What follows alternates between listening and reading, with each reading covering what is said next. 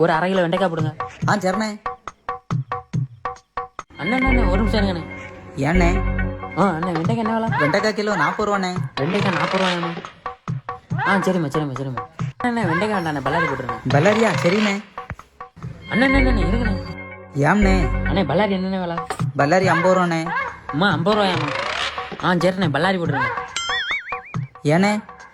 இல்ல வெண்டைக்காய் வேணுமான்னு கேட்டீங்க, விலை கேட்டீங்க, வேணான்ட்டீங்க. பல்லாரி விலை கேட்டீங்க, வேணும்னு சொல்றீங்க. இல்ல எனக்கு ஒன்றும் புரியல.